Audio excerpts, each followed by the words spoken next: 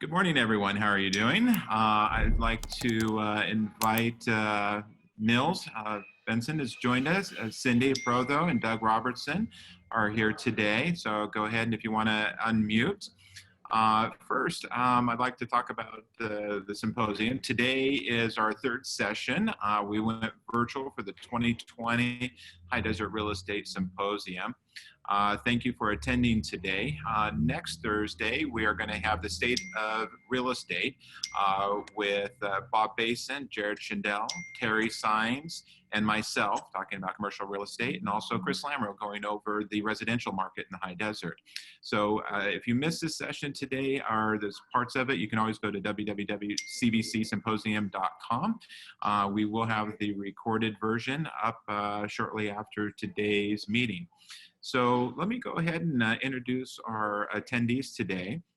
I have Nils Benson with the City of Hesperia, Cindy Protho with the City of Barstow, and Doug Robertson with the Town of Apple Valley.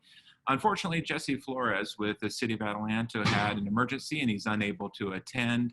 And Keith Metzler had a scheduling conflict. However, he did pre-record some of the responses to our our questions, and we'll play that as we're going through the process. So good morning. Thank you for joining us today. How are you doing? Good morning. Great. Thank you for having me. Doing good. Good morning. Morning. So let's go ahead and start with the 800-pound gorilla in the room, COVID-19. I know we briefly talked about this in the past, earlier this morning. And let's go ahead and start with Nils. And how is it affecting the City of Hesperia, not only just financially, if there's any type of impact financially, but with your offices? Are you currently open for business, partially closed? Fill us in. How's that going? Sure. Thank you for having me, Jason. Let me cover a couple of things. I'll start with the City of Hesperia never officially closed. What we did have to do because of federal, state, and county executive orders, we did have to close our lobby at all of our facilities with the exception of the Sheriff's Department. And so as part of that, we still needed to serve our citizens. And so what we did is we stayed open by appointment only. So we still accepted, obviously, plans for plan check or engineering or anyone that was doing business with our development services or code enforcement. We just did it by appointment, and we're still doing that by appointment currently. However, we have plans to reopen on Tuesday, right after Memorial Day. So the 26th, our lobby will be back open where you could walk in. We will have some restrictions that you commonly see throughout our society now. We will have spacing in our lobby. We're going to try to keep our numbers down in our lobby, which we typically don't have a lot of people generally in our lobby anyway, but we'll have some spacing markers up. We'll have some shielding for our employees. We'll have some face masks available for people who come in our lobby and maybe had forgot theirs. So we're just doing some minor common sense type things to reopen, and that will be on Tuesday. But we never really closed, and we just had to do business a little bit different. Like all city government had to, everyone had to adapt and adapt quickly. We did some unique things like when our employees were going out to do inspections for a remodel. That's kind of a tough place to go into. You don't know if there's COVID in that home. So we would do a lot of that through video where we would have either the homeowner or the person doing the actual construction would video while we talked to them, and they would show us the work they were doing, so we could still get the inspection done, move them along without exposing some of our employees to potential hazards. Now, I will say that it has been some inconvenience to our citizens. It's hard not to do those kind of things without there being some inconvenience to business and citizens. There has been, but we tried to minimize it, and we tried to reopen as soon as we can, which will be on Tuesday. On the budget side of it, speaking very plainly, every city in the state, if not the nation, is very concerned about the reduction in revenue. Most cities in California rely very heavily on sales tax, as does Hesperia. We know our sales tax is going to be off significantly. It's hard to judge exactly how much. And as everyone is struggling with, we really don't know what the recovery looks like, if it's a quick bounce back or if it's slower. And so for this year, going into the budget season, it's budget season for cities and the state right now and counties. It's really hard to put together a solid budget because we're dealing with such shaky numbers. The projections for next year are estimates. We always use estimates, but they're usually based in historical data. This one is a historical event that we've never done before. Societies have never closed their economies on purpose and sheltered in place like this. So it's a unique situation, and it's very difficult to build a budget. But what I can tell you for Hesperia, over the past 4 years, we've been building a significant reserve. We actually have a larger reserve than is recommended by the government finance. We have built a reserve not just in the general fund that is substantial, but we built a reserve in water, and we built a reserve in sewer. So all of our major areas that we cover, we tried to prepare and store up something for a rainy day. Well, it's kind of a rainy day for city finances this next year. So we're building our budget right now.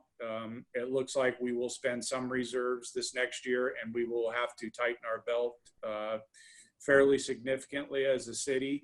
So there'll be a lot of things that we planned on doing that we won't be doing this next year to trim our budget.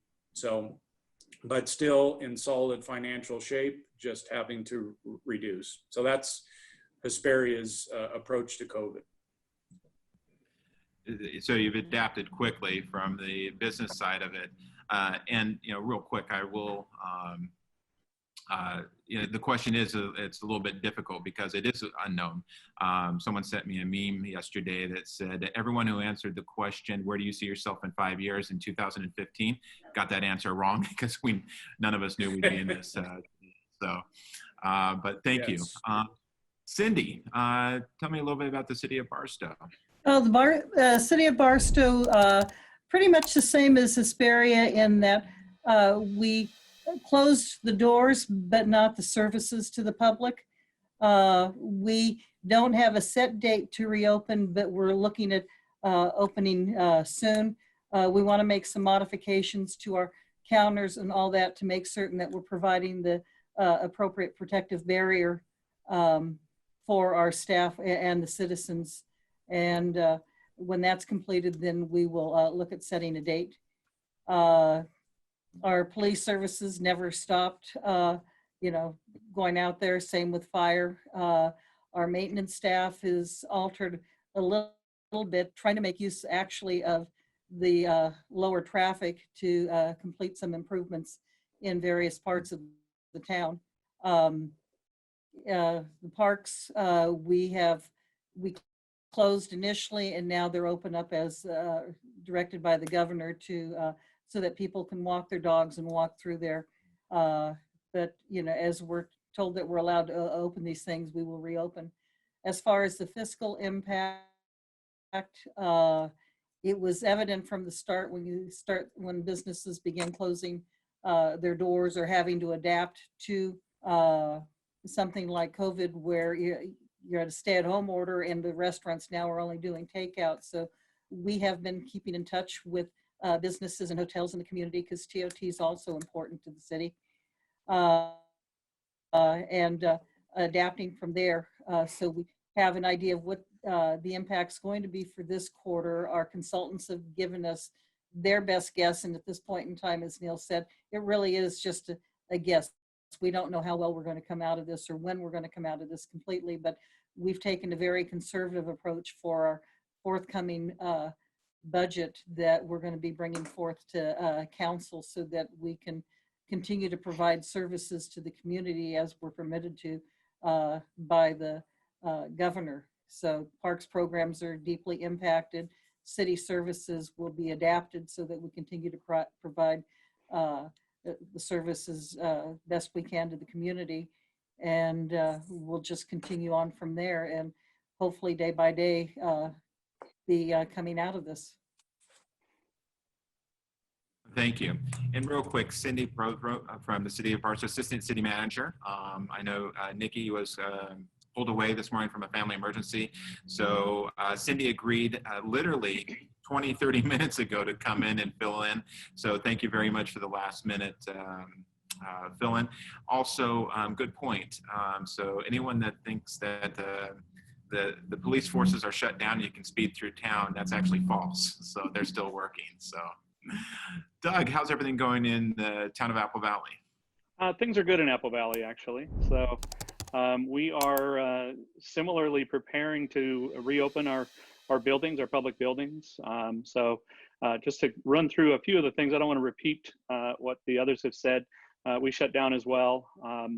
Our planning commission and council meetings went virtual for public input, which hasn't been as well received as we had hoped, haven't had as much input as we had hoped.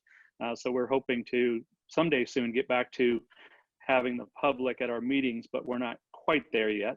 But we actually implemented online plan check within a couple of days of closing our lobby. And we also are doing some video inspection where it's available for some of the simpler projects and whatnot. So in lieu of online plan check, we did have to let plans sit for 2 to 3 days based on CDC recommendations, based on the life of the virus on paper and cardboard. So there was a little bit of a slowdown there on occasion, I suppose, but we also have had a little bit of a slowdown in the number of plans. So I'm not sure anybody would have noticed that necessarily. So we've been just as frustrated as everyone, watching this seminar as far as the changing orders and the variety of reopening plans that we hear about from both the county and the state and the federal government.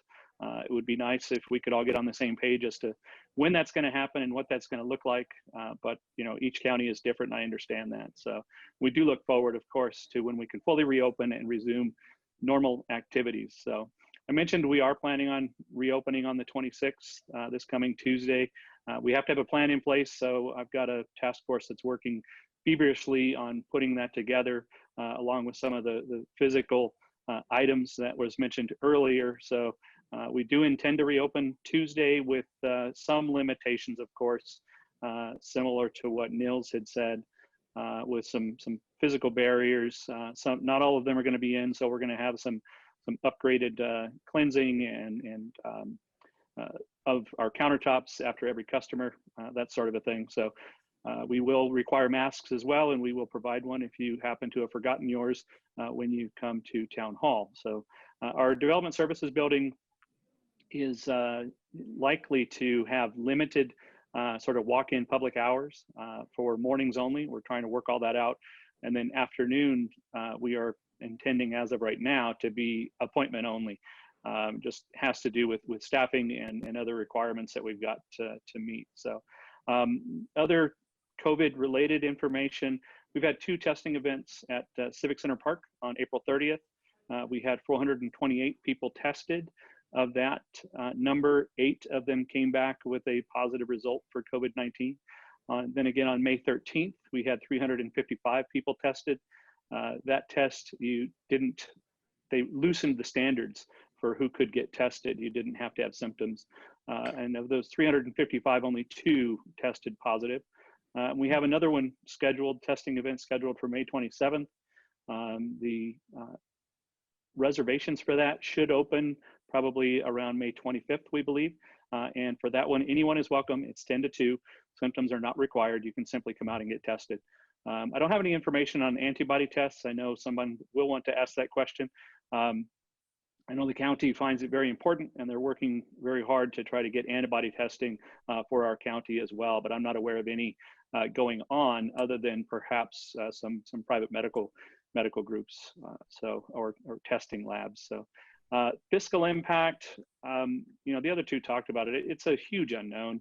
I think we're estimating somewhere between 10 and 15% loss for this fiscal year, and then next fiscal year, not knowing what that bounce back or slow crawl might look like.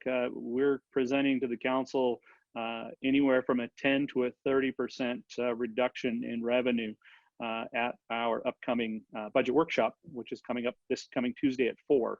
So the council is well aware, and at the last meeting talked and directed me and the finance director to bring forward at that workshop potential cuts to services, as well as potentially staffing, as well as revenue enhancements. So if you want to be informed on that, you can watch on applevalley.tv, our budget workshop at 4 o'clock next Tuesday. Good information. Thank you. And real quick, I'm going to go ahead and pull up Keith's video that he recorded earlier this week. Like so many other business sectors, cities are sure to feel an economic impact from this pandemic. It's too soon for us to know the exact impact on our revenue, but we are confident that we have the ability to sustain. The city of Victorville's financial situation improved dramatically over the past few years, and we built up our reserves in preparation for this situation. We are making necessary adjustments in our current budget cycle to reduce spending. Our prior planning will serve us well during this turbulent time. Additionally, the pandemic has pushed us to work much smarter. From day one of our primary objectives has been to slow the spread of COVID-19 in our community while continuing the essential functions of our city. We've instituted new procedures and protocols to protect our employees, and we're using new techniques to increase service and save time despite having to close our city offices. We've developed creative solutions to serve our constituents in many new ways. For example, we've worked with the BIA to modify our building inspection processes so that we can keep development moving forward in our city. And we continue to process permit requests and applications through our online permit center. More recently, with the modification of the governor's stay-at-home order, we've turned our attention to assisting our businesses with their reopening. We've compiled helpful guidelines, planning assistance, and financial resources to help our businesses navigate the ever-changing economic landscape presented by COVID-19. I invite you to visit our website at victorvilleca.gov/coronavirus. Bottom line, I think we have learned a great deal, and we will emerge from this experience a stronger Victorville. Thank you, Keith. So with that, we're going to go ahead and segue into development, current development within the respective cities, and also any future development you see on the horizon, both residential and in commercial real estate. And if I can, I'll go ahead and start with Cindy. The city of Barstow has actually had development continue even through the COVID crisis. American Courts, who took over the Yellow Freight Building, has continued on with their reconstruction and expansion of the facility as this over the last few months. So they haven't skipped a beat in moving forward with their planned opening later, I believe, this summer.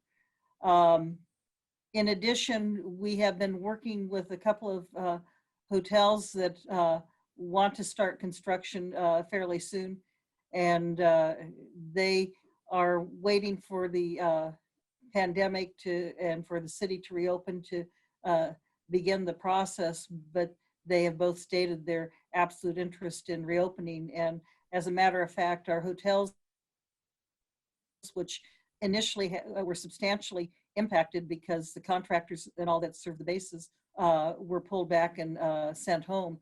Well, the contractors are coming back, and so the hotels, while not coming back to normal yet, are starting to see more business even as we speak. So we are starting to see signs of recovery in the community.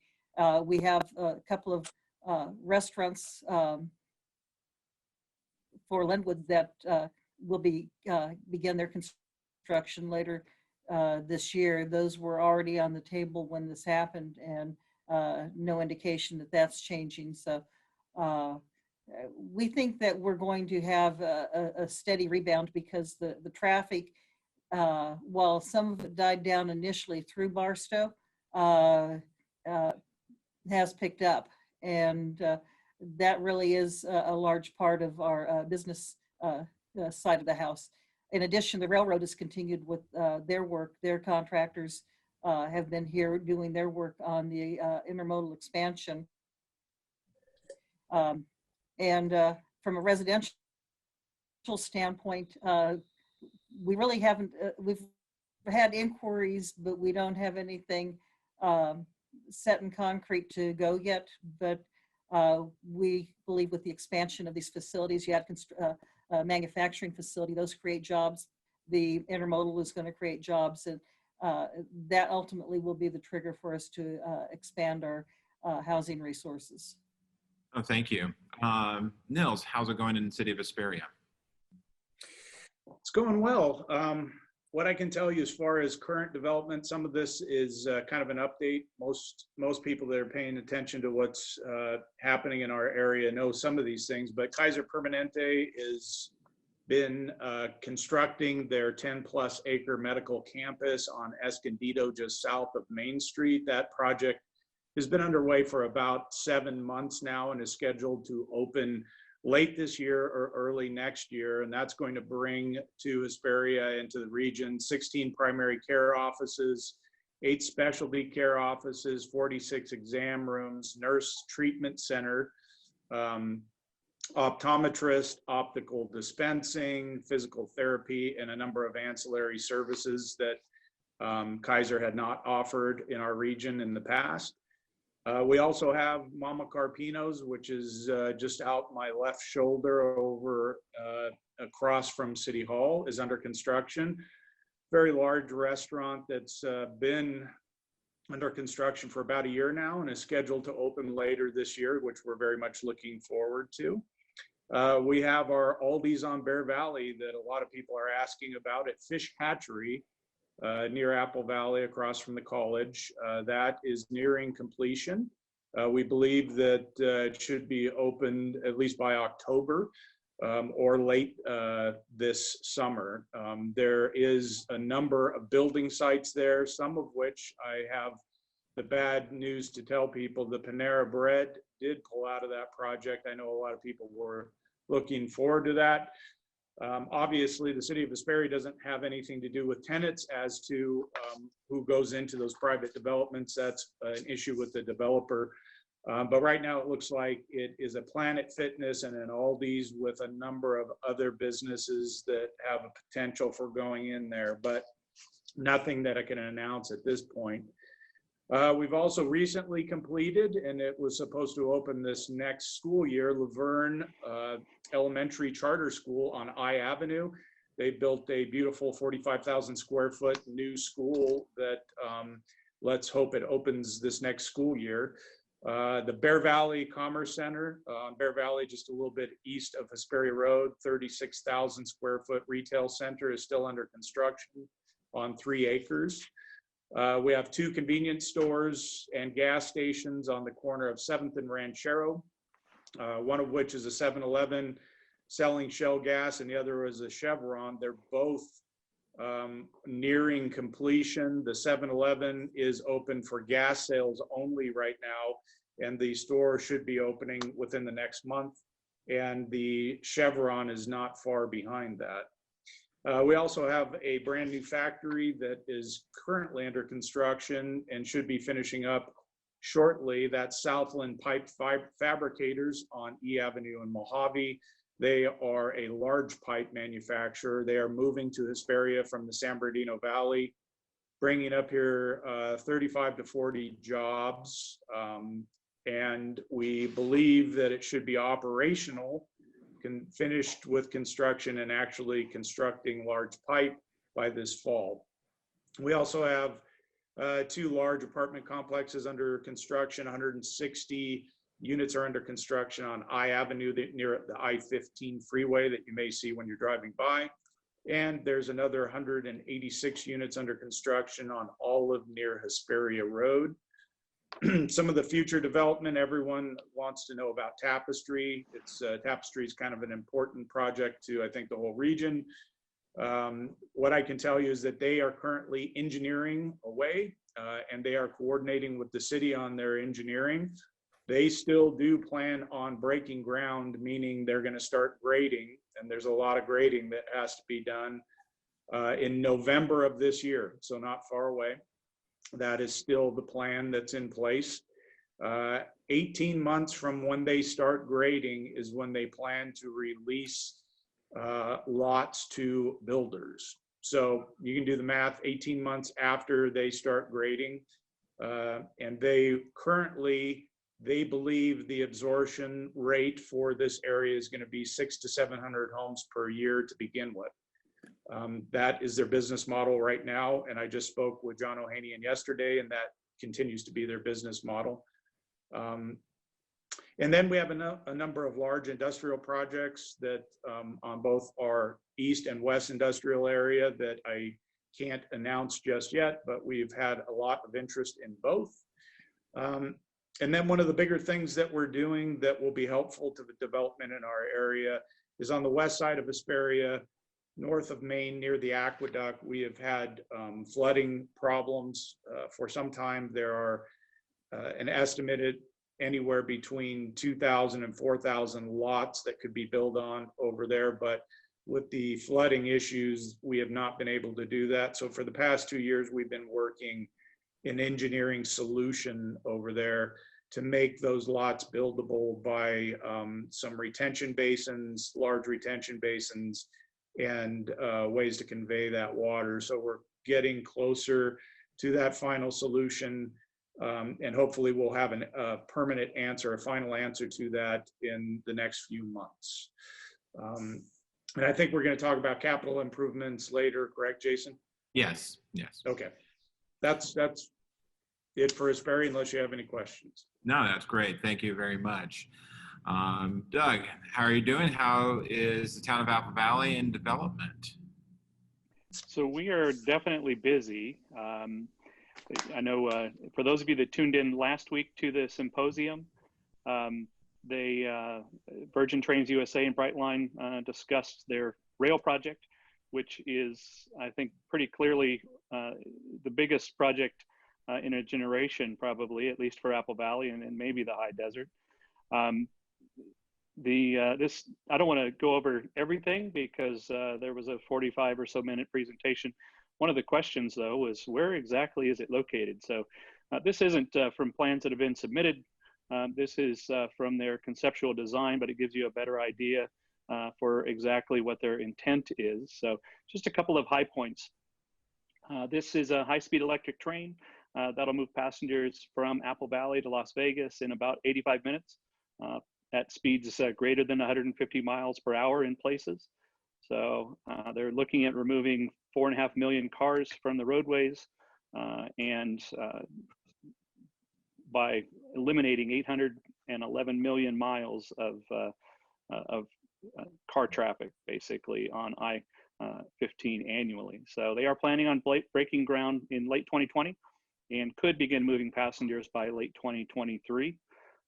For our region, it's significant because it's expected to create more than 13,000 construction jobs and then more than 500 permanent jobs once it's operational. So we were thrilled a couple of months ago to hear that they had decided to put the maintenance facility in Apple Valley as well. You can see it on the rendering there, because that is also going to bring additional construction, but also an additional about 100 very well-paid workers in highly technical fields maintaining those trains. So this is kind of a once-in-a-lifetime project that is going to bring jobs and economic growth not only to Apple Valley, but to the entire high desert region and help expand infrastructure into North Apple Valley, paving the way for all sorts of residential, commercial, and industrial growth along the I-15 corridor. So some other projects. The Big Lots Distribution Center is now operational. It's a $120 million project, 1.3 million square feet, and includes 30,000 square feet of office space and will add eventually nearly 500 jobs to that growing North Apple Valley industrial specific plan area. So you'll see some construction around town. The Nico Plaza broke ground late last year and is bringing a Starbucks coffee drive-through right across from St. Mary's. And then there's an additional 2,000 square feet for lease in that building. I have not heard that they have filled those, but I believe it's planned for 2 storefronts. So that is at Camana and I-18. So Corky's Kitchen and Bakery, the first one in the region, had planned to open last month or so, but unfortunately COVID-19 has put those plans on hold. Ultimately, when they do open up, they're gonna hire up to about 80 new people to serve their guests. So Dutch Brothers Coffee is also going to be starting construction hopefully by the end of this year.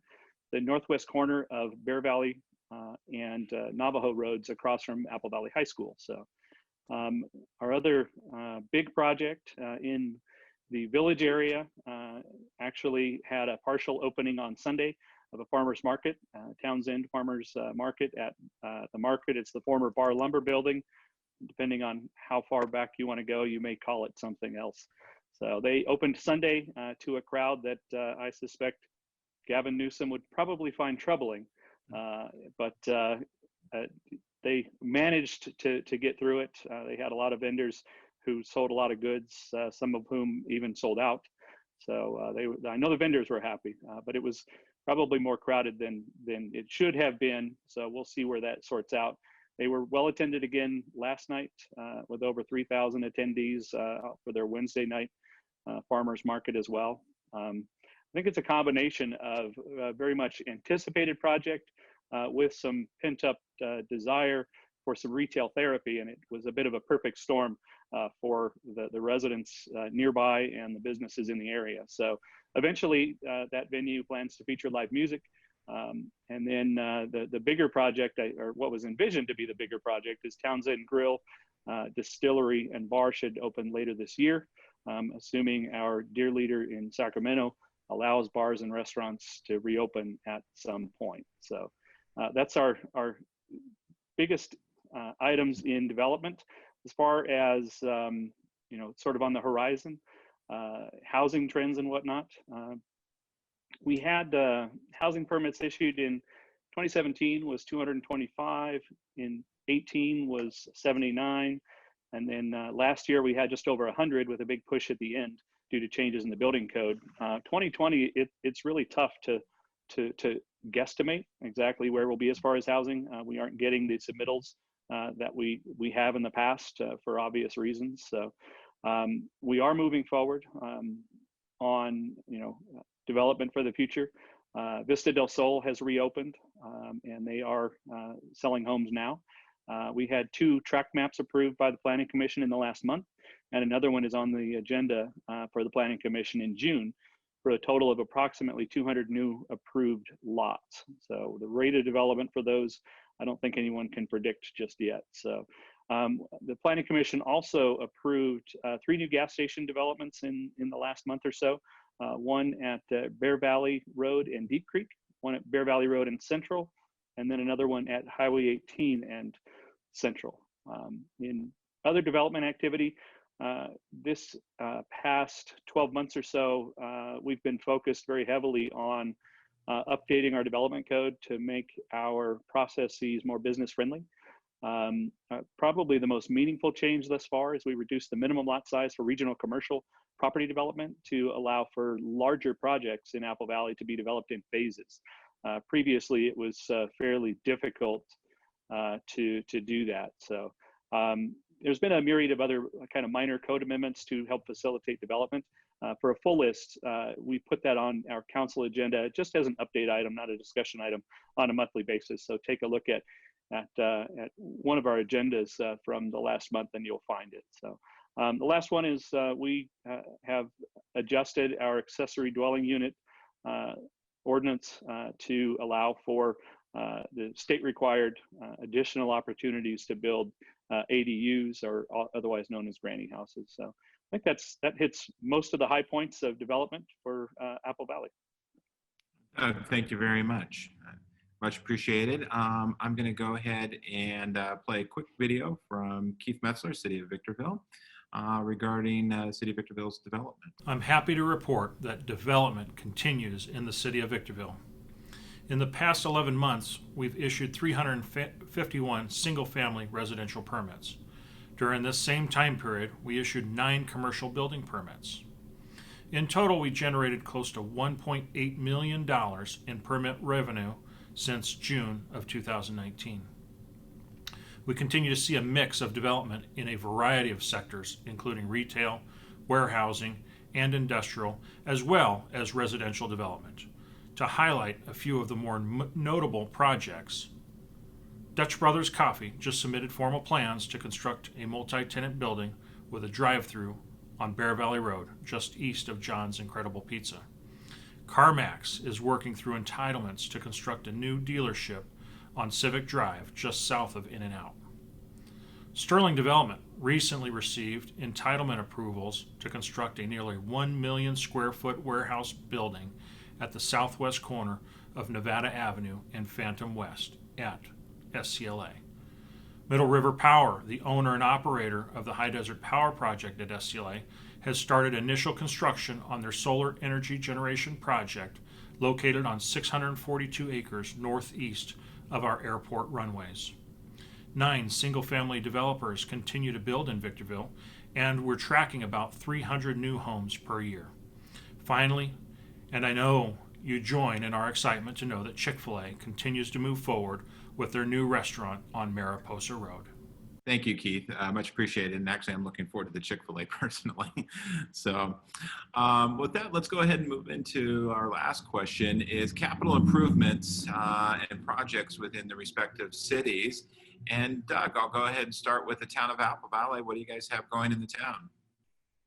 Okay, great, thanks. So we got a lot of big projects going on. I think Cindy mentioned earlier that they're working on trying to get some roads paved and some projects done while traffic is reduced. We're doing a lot of the same in Apple Valley. So on a somewhat related note, I'm sure many of our viewers are curious about the water company acquisition.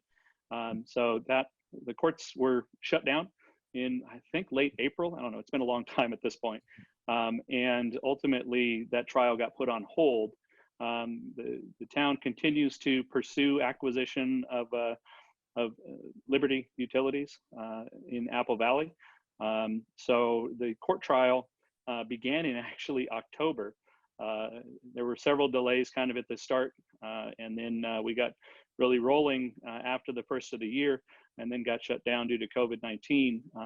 It appears that the courts are going to be reopening at the end of May, and so we are expecting to restart that trial in early June. Based on that timeline, we don't know exactly how much time is left before sort of the final arguments, but ultimately we aren't likely to have a final ruling from the judge until probably fall or winter. So very much looking forward to having that done and that decision made. So in the village area of Apple Valley, our old town, the specific plan is currently being developed, as well as you'll see drainage improvements under construction in the commercial district on the south side of Highway 18. So we're looking forward to that. And then given the success of Towns End that I mentioned earlier, that farmers market, there's already talks of perhaps some shared parking and shuttle services in and around the village. So very excited to get that area of our town kind of back up and on its feet and a vibrant part of our community. So our next big project to start, hopefully later this year, is the realignment of the intersection of Apple Valley Road and Highway 18. I believe Southwest Gas is doing some work in that area now to be able to have us do that realignment. They had to move some utilities in order for that to occur. So that will improve the flow of the intersection through a couple of different ways. It will have, I believe, a lane added at the intersection itself, but not all the way down Apple Valley Road. But maybe more importantly is it's going to flatten out all of those hills and dips and eliminate the outer highway on the north side, which will help with traffic in that area. You'll have to kind of reroute around a little bit further north to intersect with Apple Valley Road if you wanted to get to Highway 18 from the outer highway. So, and then finally, we're very excited to continue working with the city of Victorville on the Green Tree extension, so that travelers crossing the Yuckaloma Bridge can more easily get to the freeway. They are moving forward with that project. I believe, I don't want to speak for Keith, and I don't know what he's going to say yet, but he may mention the fact that they are about to award their construction management contract, I believe, next month. And then shortly following that, Apple Valley would be prepared to take an item to our council to make our contribution of nearly $4 million towards that project. So looking forward to a lot of big projects coming up in the future. Nice teaser on the bridge, by the way. Looking forward to it. Nils, how's everything going in the city of Hesperia with regard to capital improvement and projects you have slated? We have a number of large projects that we've been planning for some time, and some I'll go over the one that just recently completed. The city of Hesperia spent over $10 million on a reclaimed water system that goes from the west side of town all the way to the east side of town and terminates at our golf course. That system consists of a large reservoir, a pump station, and over 10 miles of pipeline. That reclaimed water pipeline will has many laterals to it, and it will hook up many large users of irrigation type water. So we plan on, over the next few months, depending on when we actually receive water from BVWRA, they're having some glitches with the plant, and hopefully those are worked out quickly. But we are ready to receive water. And so when we do, we are going to be using reclaimed water at the Hesperia Golf Course, which is owned by the city, but also at both public and private schools, parks, along the way. So we have 15 plus large customers that we look to hook up. It will be the first city up here that's going into reclaimed in a large way, where we're going to be doing schools, parks, and other large irrigation that will benefit the entire region, as we all will have to in the future rely more on reclaimed water instead of pumping more potable water out of our aquifer. So that project is complete, and we are just waiting on the reclaimed water. Some of the other projects that we're doing that are going to start shortly are our Main Street improvements that we do virtually every year. This one is much larger than what we've done in years past. It's a two-phase project on Main Street. Main Street at the aqueduct has always flooded. Those of you that are familiar with our region know Hesperia gets a lot more rain than the other cities up here, and we've had significant flooding issues over the years. So near the aqueduct, Main Street, especially this past year, we had quite a bit of flooding that crosses Main Street. We have been working on an engineering fix for that for a number of years. We will have a fix in place this summer. We are going to be raising Main Street probably about 6 feet, and we're putting a large culvert under Main Street there to eliminate any of that flooding that we've had in years past. That's phase one. Phase two of Main Street that is also going to be kicking off this summer is from C Avenue to I Avenue, a very large stretch of Main Street will be resurfaced, and that project will also begin this summer. It will be separated from the other project. We don't want to do them both at the same time. We're still debating on which project is going to, part of Main Street will start first.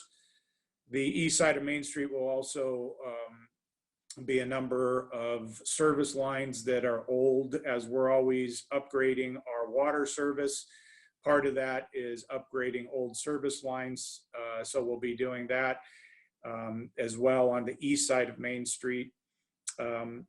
And then obviously the big one that everyone likes to talk about is the Rancho Road widening. The good news on that is we do believe that we will have all the funding in place by this fall.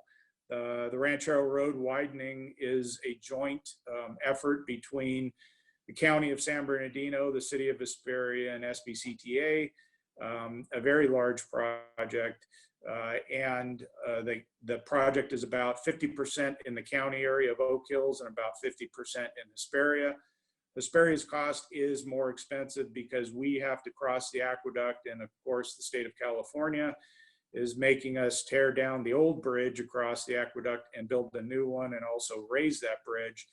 Just the bridge project is $15 million. It will be a 7-lane bridge that crosses the aqueduct on Ranchero, because we are building it at ultimate width to begin with.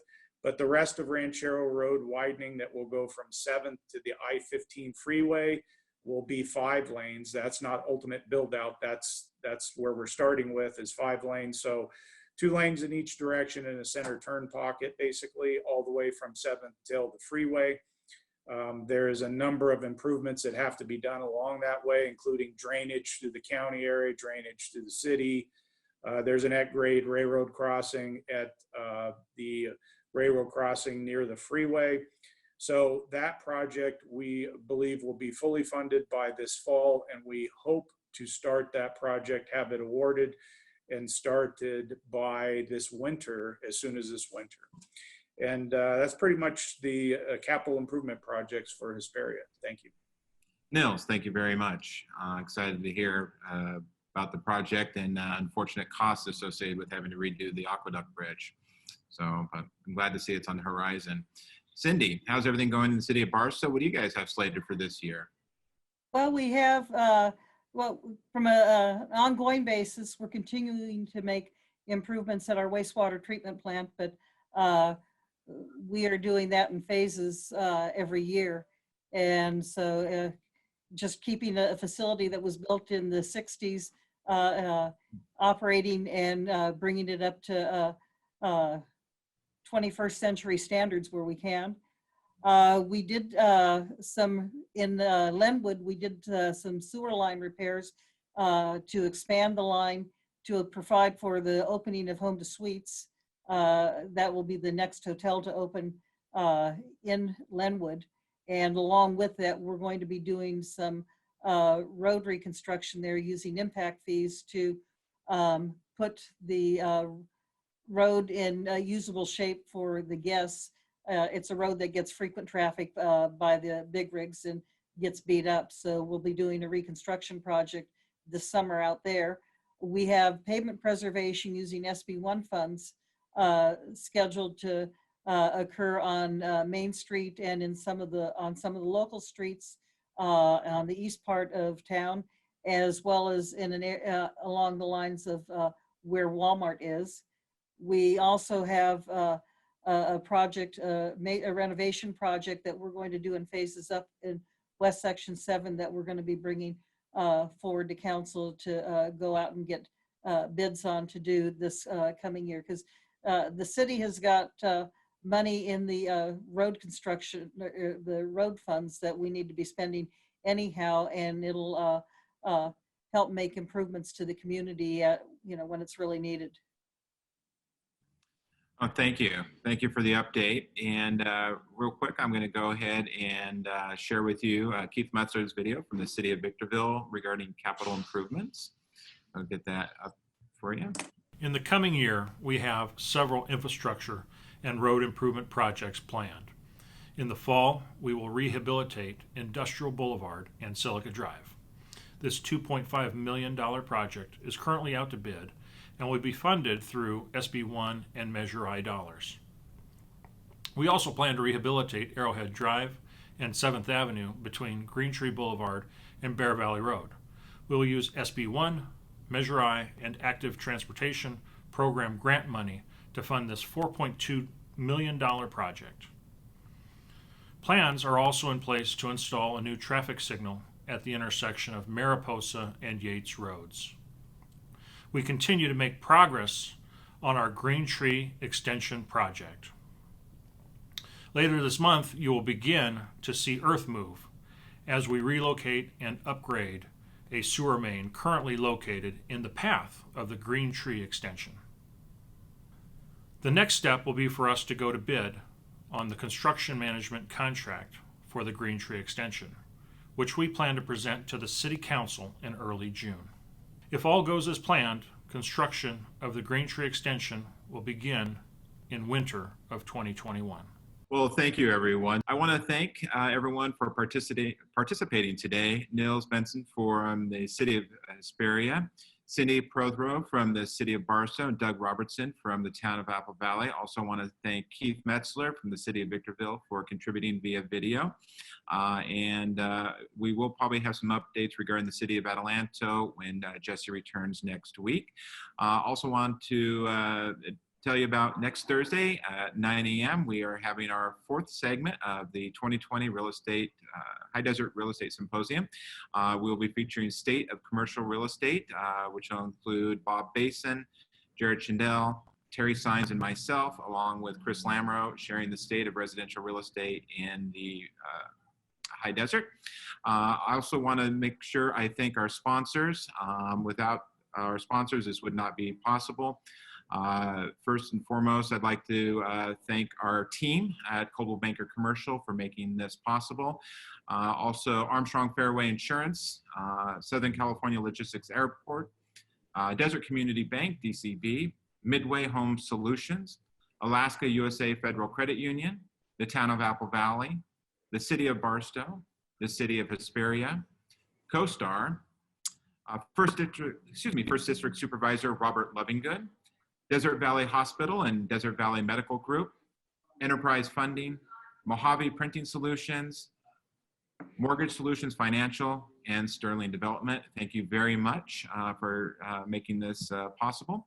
And we look forward to seeing you next Thursday at 9 a.m. Thank you, everyone, for attending today. Take care. Bye-bye.